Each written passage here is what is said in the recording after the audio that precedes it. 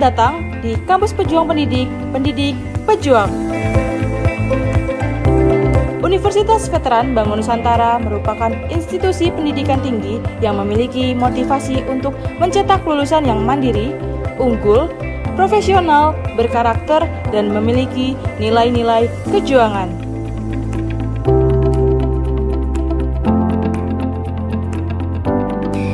Saya Rektor Universitas Veteran Bangun Nusantara, Profesor Dr. Farida Nugrahani Magister Humaniora.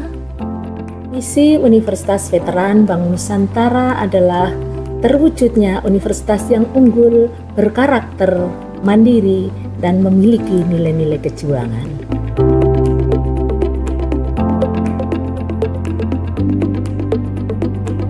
Univet bisa, Univet jaya, Univet unggul luar biasa.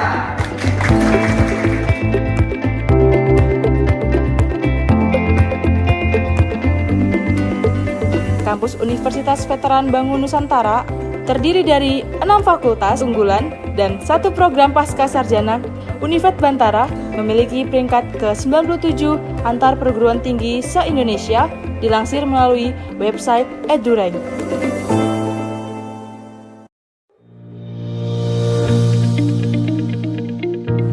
Menyelenggarakan pendidikan yang berbasis pada nilai kejuangan, Univet Bantara didukung dengan kegiatan perkuliahan yang terkelola secara profesional dan difasilitasi dengan sarana dan prasarana yang representatif guna mendukung proses pembelajaran mahasiswa.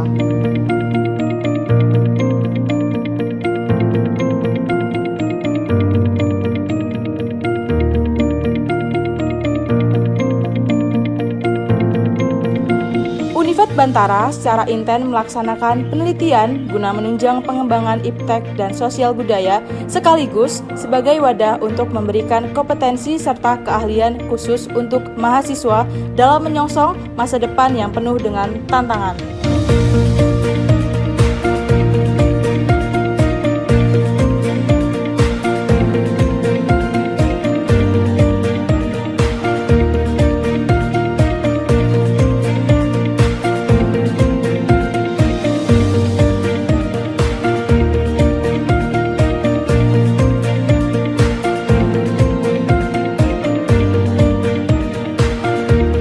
Pengabdian kepada masyarakat merupakan bagian yang secara intensif dan aktif dilaksanakan Univet Bantara dengan melibatkan dosen serta mahasiswa sebagai wadah untuk membentuk karakter serta sebagai bentuk kepedulian sosial dan menjadikan generasi Bantara.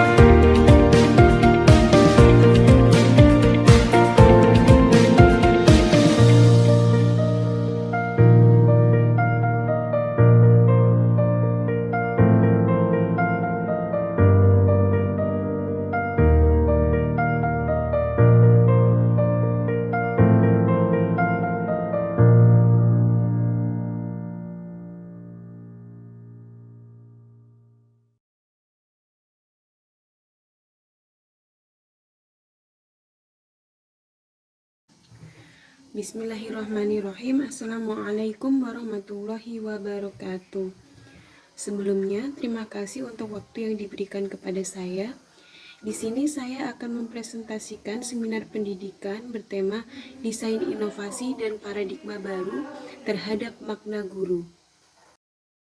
Sebelumnya, izin memperkenalkan diri, saya nama Wahyu Utami, NIM 2321520077, dengan dosen pembimbing Bapak Trisutresno MOR dari kelas PGSD 3 PPG Prajabatan tahun 2023. Pokok pembahasan dari seminar saya kali ini adalah yang pertama, pengalaman paling bermakna selama saya mengikuti PPG Prajabatan. Kemudian yang kedua, desain inovasi dari artefak yang saya pilih. Yang ketiga adalah rencana tindak lanjut setelah saya menjadi guru profesional atau setelah saya lulus dari PPG Prajabatan. Selama saya mengikuti PPG Prajabatan, saya menempuh kurang lebih 13 mata kuliah dalam 2 semester. Pada semester pertama, saya menempuh 6 mata kuliah, di antaranya adalah yang pertama, prinsip pembelajaran dan asesmen yang efektif 1. Kemudian yang kedua adalah filosofi pendidikan. Mata kuliah ketiga adalah pembelajaran berdiferensiasi. Mata kuliah yang keempat adalah pemahaman tentang peserta didik dan pembelajaran. Mata kuliah yang kelima adalah pembelajaran sosiokultural. Kemudian yang keenam adalah mata kuliah PPL 1. Untuk di semester 2, mata kuliah yang saya tempuh adalah sebanyak 7 mata kuliah. Yang pertama adalah prinsip pembelajaran dan asesmen yang efektif 2. Kemudian yang kedua adalah pembelajaran sosial emosional. Yang ketiga adalah computational thinking. Kemudian mata kuliah yang keempat adalah proyek kepemimpinan. Mata kuliah yang kelima adalah seminar pendidikan. Mata kuliah yang keenam adalah PPL 2. Dan yang terakhir adalah PPKS. Pengalaman bermakna selama saya mengikuti PPG Prajabatan ini adalah selama mengikuti PPG Prajabatan, saya mengalami berbagai pengalaman positif yang sangat berharga dalam perjalanan saya menjadi seorang pendidik yang profesional. Program ini memberikan saya kesempatan untuk memperdalam pengetahuan dan keterampilan saya sebagai seorang calon pendidik yang profesional, sehingga program ini sangat relevan dengan kebutuhan di lapangan. Dari berbagai mata kuliah yang saya tempuh, itu memberikan saya pondasi atau bekal untuk menjadi guru yang profesional ketika nanti saya sudah menjadi seorang pendidik yang sesungguhnya di dunia pendidikan. Mata kuliah paling berkesan selama saya menempuh pendidikan PPG Prajabatan. Sebenarnya semua mata kuliah memiliki kesan yang sangat baik pada diri saya, karena semua mata kuliah yang saya tempuh selama saya mengikuti PPG Prajabatan membangun diri saya dan keterampilan diri saya sebagai seorang calon guru profesional yang sangat bermanfaat bagi diri saya. Namun terdapat satu mata kuliah yang sangat berkesan bagi diri saya, yaitu mata kuliah pembelajaran sosial emosional. Mata kuliah ini membahas tentang bagaimana cara guru mengelola emosi yang ada pada dirinya sendiri, kemudian juga mengelola emosi yang ada pada peserta didik, sehingga dalam proses pembelajaran dan pendidikan, guru dapat menciptakan suatu potensi emosi positif yang ada pada dirinya dan diri peserta didik untuk menciptakan proses pembelajaran yang mendukung dan menciptakan proses pembelajaran yang efektif serta efisien.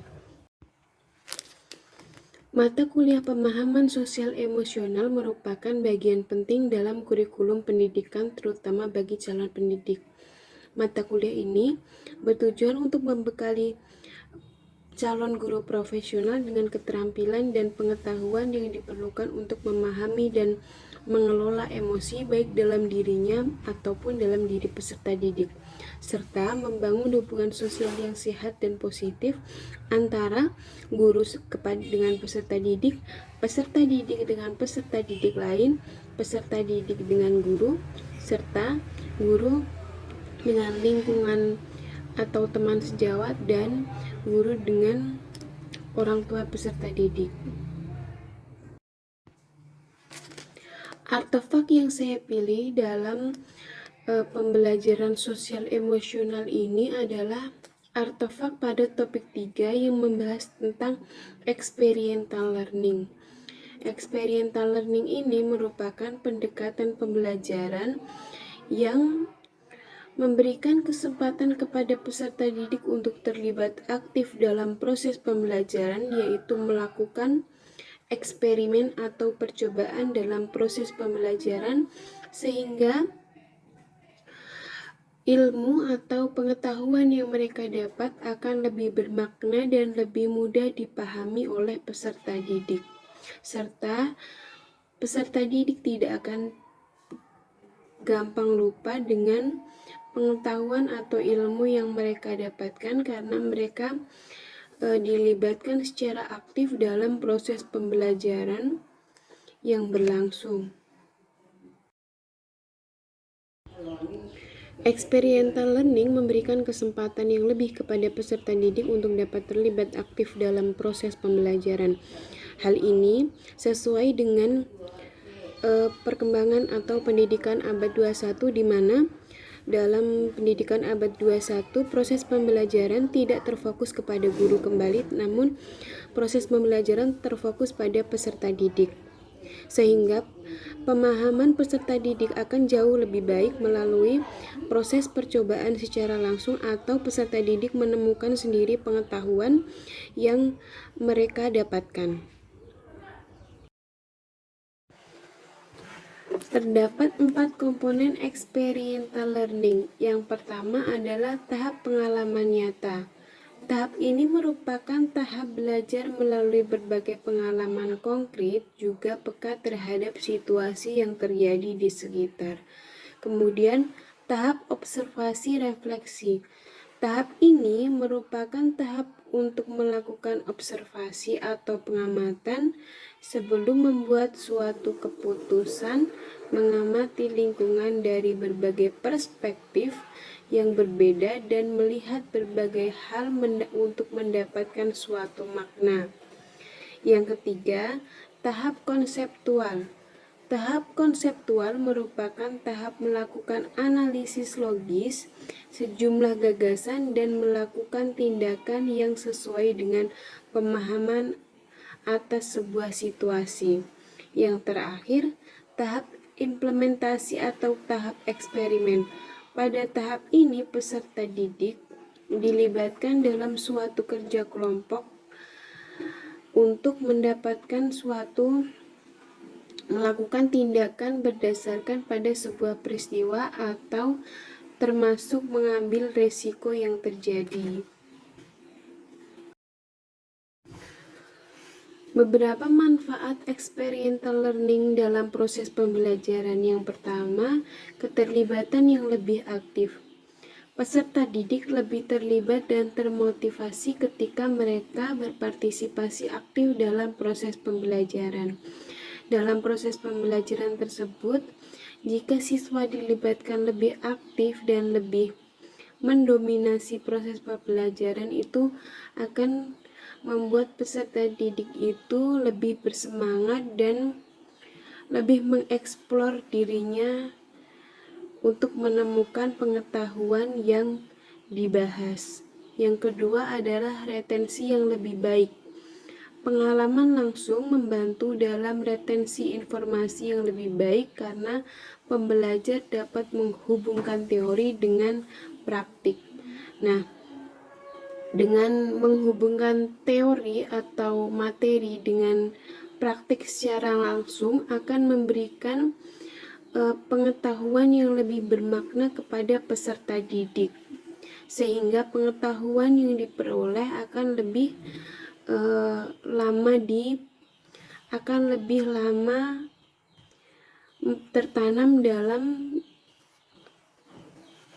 pengetahuan kognitif peserta didik. Yang ketiga, pengembangan keterampilan kritis. Pendekatan ini mempromosikan pengembangan keterampilan berpikir kritis, pemecahan masalah, dan pengambilan keputusan. Biasanya dalam eksperimental itu, peserta didik dilibatkan dalam proses pembelajaran secara berkelompok, sehingga dalam pembelajaran secara berkelompok ini juga mampu mengelola keterampilan sosial emosionalnya dari cara berhubungan, cara menanggapi orang lain, atau cara mengambil keputusan secara bersama. Kemudian yang keempat, pertumbuhan pribadi. Pembelajar atau peserta didik mendapatkan kepercayaan diri dan kesadaran diri melalui pengalaman yang menantang dan memerlukan inisiatif pribadi. Nah, dalam proses pembelajaran yang berlangsung secara berkelompok ini, pastinya akan muncul nantinya inisiatif-inisiatif dari antar anggota yang membuat peserta didik nantinya akan mengolah inisiatif tersebut menjadi keputusan bersama untuk menjadi keputusan kelompok. Desain pengembangan artefak yang saya pilih adalah saya membuat modul ajar untuk saya aplikasikan atau saya gunakan pada proses pembelajaran di kelas 5 pada mata pelajaran matematika materi statistika. Di sini saya menggunakan metode eksperimen dalam proses pembelajaran, di mana peserta didik mencari sendiri data yang ada pada kelas tersebut, di antara lain data warna kesukaan, data pekerjaan orang tua, data jenis kelamin, dan juga data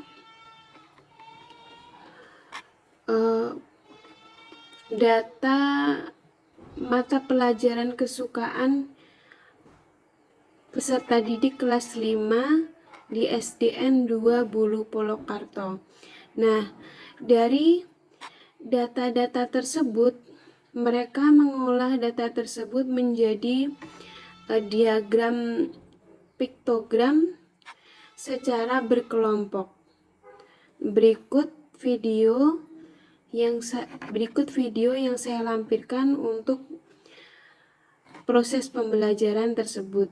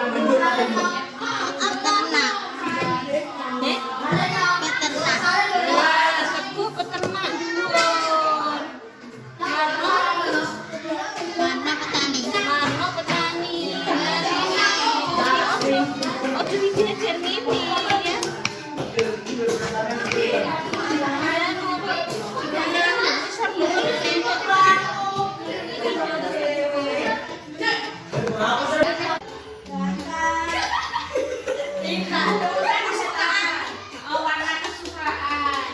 Nah, yang suka warna merah berapa orang? 5. Yang jumlahnya 6 orang suka warna apa?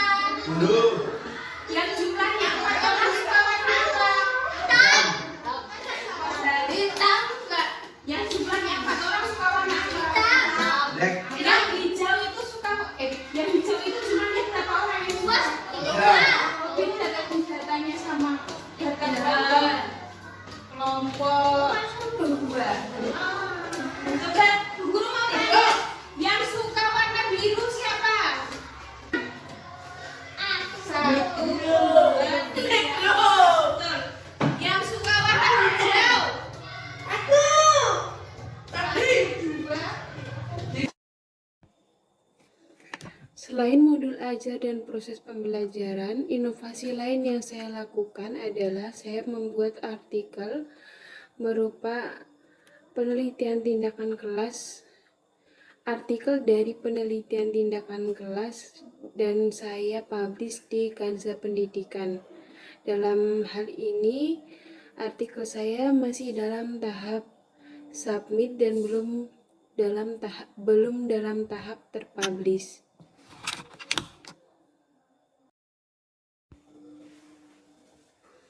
Rencana tindak lanjut yang akan saya lakukan jika nanti saya insya Allah lulus PPK Prajabatan adalah memberikan atau membuat proses pembelajaran yang berpihak kepada peserta didik. Proses pembelajaran yang berpihak kepada peserta didik di sini adalah proses pembelajaran yang dapat mewadahi keberagaman karakter peserta didik, baik dari segi kesiapan belajar, karakter belajar, atau cara belajar mereka. Selain itu juga kemampuan kognitif peserta didik. Tidak lupa saya juga akan mengaitkan proses pembelajaran dengan keberagaman budaya yang ada di sekitar peserta didik. Yang kedua, membuat desain pembelajaran yang memberikan kesempatan kepada peserta didik untuk lebih terlibat aktif dalam proses pembelajaran. Dengan melibatkan peserta didik secara aktif dalam proses pembelajaran, diharapkan ilmu yang didapatkan dapat lebih bermakna dan lebih lama diingat oleh peserta didik. Yang ketiga, melakukan evaluasi terhadap proses pembelajaran agar saya dapat mengetahui seberapa berhasil proses pembelajaran yang sudah terjadi untuk menjadi koreksi bagi diri saya sendiri dan juga untuk meningkatkan proses pembelajaran pada pertemuan selanjutnya. Setelah saya mengikuti PPG Prajabatan ini, paradigma baru terhadap makna guru yang ada di dalam pikiran saya adalah guru tidak hanya dilihat sebagai pengajar mata pelajaran, tetapi juga sebagai fasilitator pembelajaran yang mendorong kreativitas pemikiran kritis dan pengembangan karakter peserta didik, serta sebagai agen perubahan. Guru diharapkan mampu mengadaptasi teknologi dalam proses pembelajaran, berperan sebagai pembimbing yang inspiratif dan menjadi agen perubahan yang berkontribusi pada peningkatan kualitas pendidikan secara keseluruhan. Jadi, dalam hal ini guru tidak hanya menjadi seorang pengajar mata pelajaran, tetapi juga guru berkewajiban untuk membimbing peserta didik untuk memiliki karakter yang positif, yang memiliki karakter yang sesuai dengan Pancasila, serta hal ini agar peserta didik menjadi manusia yang selamat dan bahagia, baik bagi dirinya sendiri ataupun dalam kehidupan bermasyarakat sesuai dengan filosofi Ki Hajar Dewantara. Sekian seminar pendidikan dari saya. Apabila banyak kekurangan dan kesalahan, saya mohon maaf. Billahi taufik walhidayah. Wassalamualaikum warahmatullahi wabarakatuh. Terima kasih.